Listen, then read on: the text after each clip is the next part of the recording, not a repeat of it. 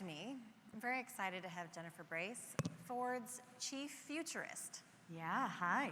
So, do you have a crystal ball or not? Oh, God, I wish. You know, when I took the role, I thought it would come with a crystal ball. Or a magic 8-ball, but at least. I actually have one in my office that I occasionally use.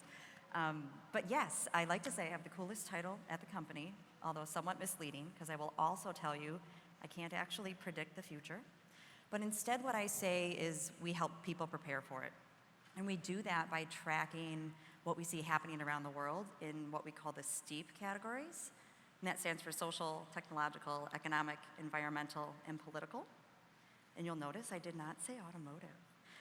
Because really what we're trying to do is understand what's happening at a higher level around the world to give us some glimpses into what might be the external environment that we have to operate within, whether we like it or not, and that as an automotive company, how can we be better prepared for a future that often feels uncertain? So just give us, your job requires tons of research. Yes. Give us just a taste of what you're seeing as a futurist. Mm-hmm. So certainly we do a ton of reading on my team, but we also, every year we run a global survey to try and understand what we are seeing from a consumer sentiment perspective. And you can find it at fordtrends.com, but it is a high-level perspective. Some of the things that we're seeing that are happening right now, it's a bit somber, I'll tell you, in that 68% of people are feeling overwhelmed by the changes that they see taking place in the world. It's a little rough, right, when you think about it that way? It can be. Yeah.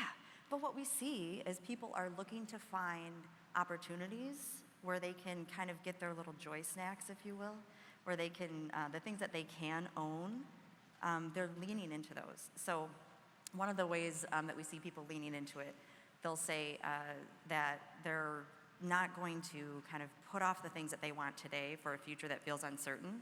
And I think of it as this like carpe diem perspective of living in the moment and treating yourself when you can. We also find that, 86% of people globally said that they found joy in their cars, which, we sell as a bright spot in a dim global outlook.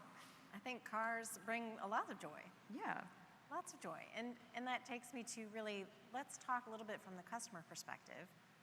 Erica, you have a Ford Mustang Mach-E. Yes, I do. What made you decide to buy that?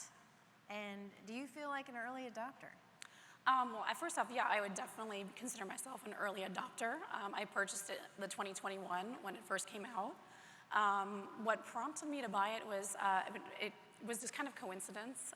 We were at the dealership looking for another car, and they happened to have the Mach-E on the lot, and we asked to take it for a test drive. And the moment I got behind the wheel, I was like, wow, this is such an impressive car.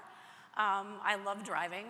I come from a family of racers, so I'm very used to being behind the wheel of a car that has a lot of speed and a lot of power, and that was just exactly how I felt about it. And then on top of it, I have a family, so I needed a car that can fit my lifestyle with my 2 kids and a tall husband. So for me, it just actually really fit really well with the things that I wanted, which was electric car, a safe vehicle, and a fast car. What did you have an ICE vehicle before you went to the Mach-E? No, this is actually my first Mach-E, or my first EV experience, and so far it's been phenomenal, and I don't think I would own a gas car after this, just because this experience has been so positive. And being an early adopter, we know we run through things like little bugs that are coming along, but I think Ford has been so receptive to the consumers, and me as a consumer, I can say, hey, I've run into this issue, and I feel heard. So it's really nice to have that opportunity to actually have a connection with the dealerships and with the Ford itself. That's definitely important. What do your neighbors want to know when they see you driving by in this really cool, fast EV? What do they ask you? Well, usually the first thing they want to know is, can I sit in it? Actually, it's very funny because where I live, there are 2 other Mustangs on our street. So when I pulled up in this, my neighbors immediately came out. They wanted to look at the car. They wanted to sit in it. One neighbor asked if his teenage son could take it for a drive, and I'm like, no. But they was really fascinated. It's just every time I drive it anywhere, I'm at the grocery store, and people want to look at the car. They want to know more about it. They're like, what is this? I've never seen this car before. You know, it's funny because I go to the grocery store and I go to put something in my frunk, and people are like, did you just put like a watermelon in your engine? And there's no engine here. So it's really kind of a cool thing to experience. You know, it grabs a lot of attention from people who are not familiar with the Mach-E and a lot of the EVs that are coming out. Yeah, people still have a lot of questions. People are very curious to know what these EVs are all about, how do they work, how do they fit in your lifestyle? So Matt, can you add on to that? You bought a Ford Lightning. What year is it? I have a 2023 Ford Lightning. Awesome. And what do your neighbors want to know about your Lightning? Well, it's all the typical questions. What's your range like? How do you use it? What's your experience in owning it? Why did you buy it? Most recently, my neighbor across the street bought a Hyundai Ioniq 5 and knew nothing about it other than that it was electric. So when he got it, he came over to my house and knocked on the door and just said, how can I learn from you? Teach me. And so spent about an hour with him talking about charging, what he needed to do for infrastructure in his house and his garage, and just the overall kind of user understanding of how to use the vehicle. How do you use your Lightning? I use it for literally everything. It is our family vehicle. I've got a 4-month-old baby. I've got a 7-year-old son. And I am a custom home builder and a realtor. So it is our family hauler. We pull our camper with it. We pull our boat with it. I pull work trailers with it. I haul material with it. It does literally everything we need it to do. Both of you, Eric and Matt, did you have any concerns before you bought this EV? Did you have any misgivings?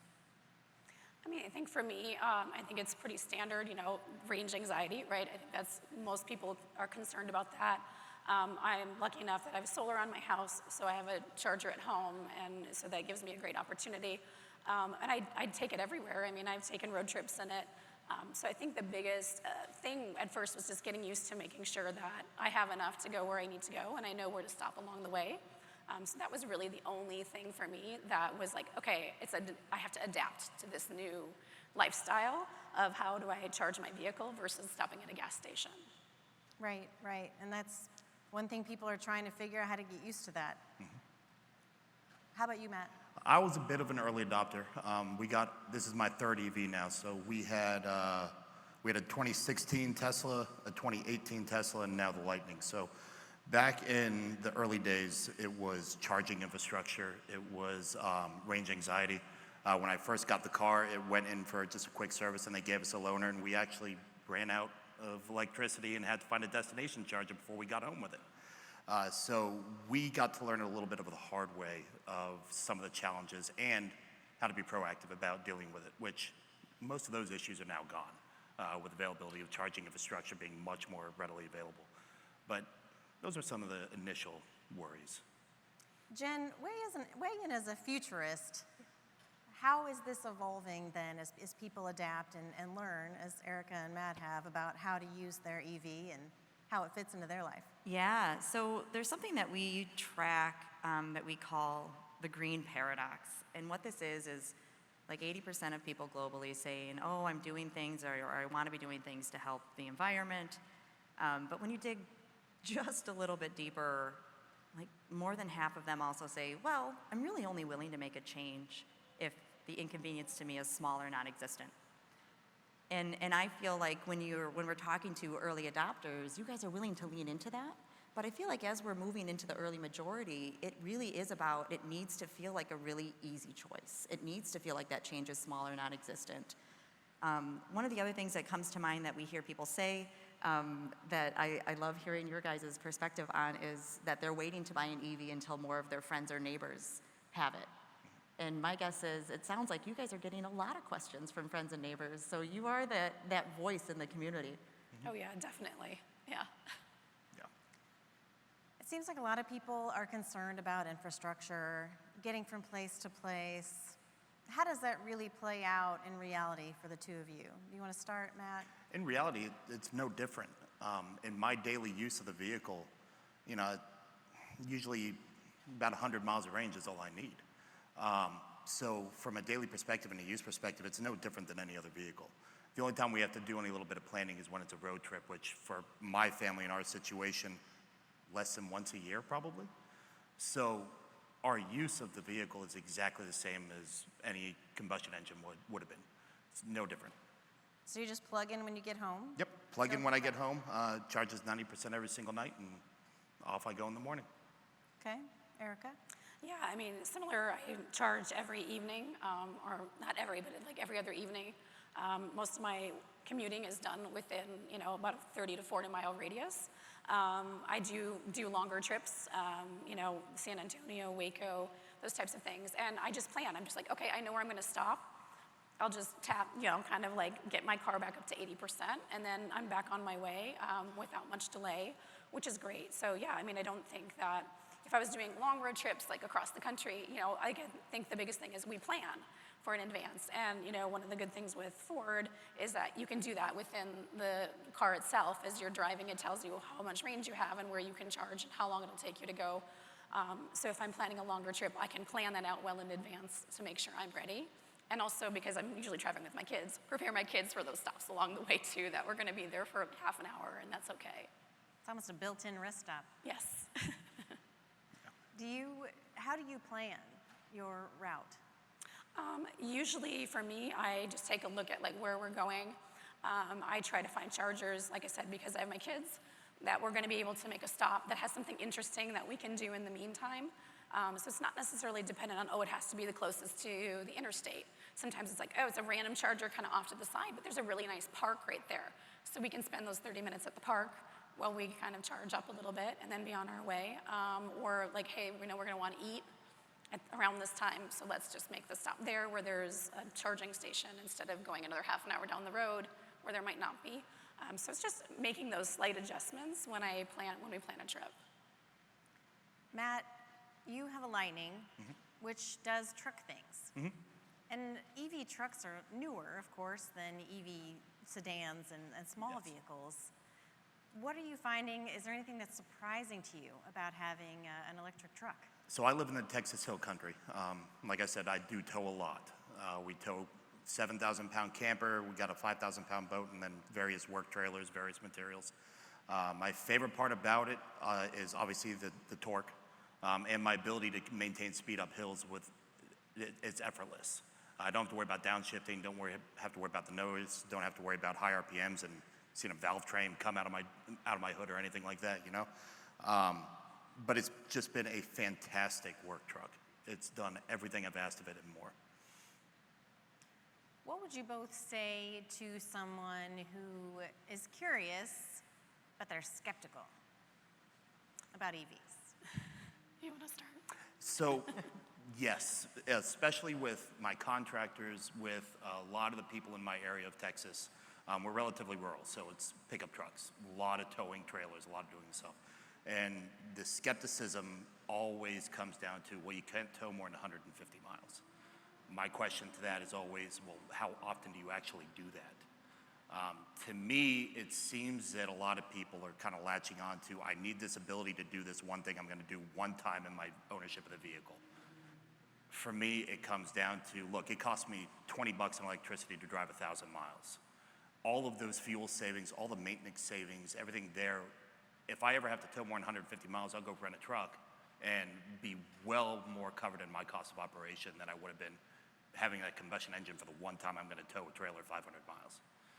So that's typically the way the conversation ends up going for me because, again, most of the people that end up asking me about it are already truck owners, and that's their usual objection. Okay. Erica, how about you? Yeah, and I think for me, it's like my first thought is, well, have you driven one? Have you actually gone on a test drive and tried it? Because if you haven't had the user experience of being behind the wheel of one of these vehicles, you won't know why so many people are enthusiastic about it.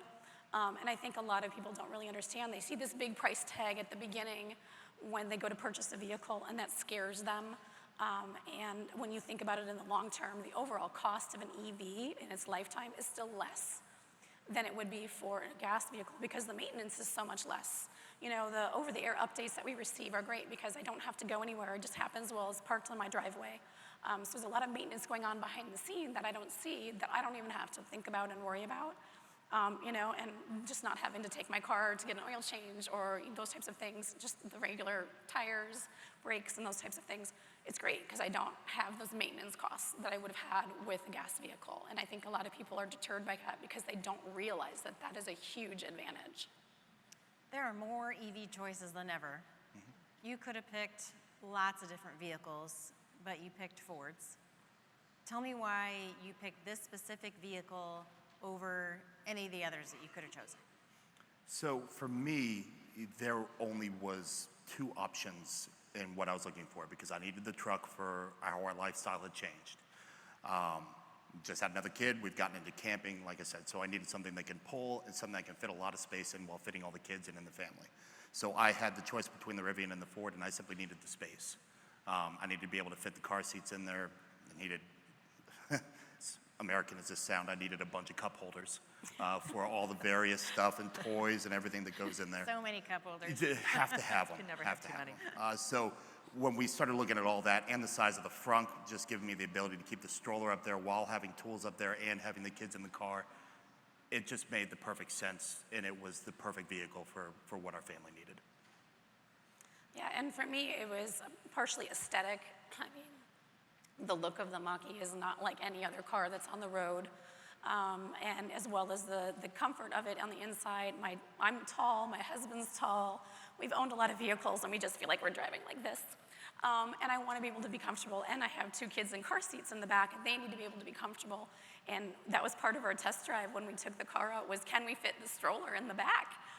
Can we fit the car seats in? And we took it home and we put everything in and it fit, and I was like, well, then we're buying the vehicle because it fit our lifestyle, it fit what we wanted, and aesthetically, I just love the look of the car. I mean, I couldn't beat looking at that car every day, so. Jen, talk a little bit about the feedback that you're getting from customers like Erica and Matt, and where you take that next. Yeah, so I love hearing your stories, and I actually drive a Mach-E as well, and I always say that I like that I can park at my gas station and start every day with a full tank. But what we continue to see is that there's a ton of interest, right? The majority of people are still seeing EVs as the future. But we need to be supporting them in getting there and helping them along the way.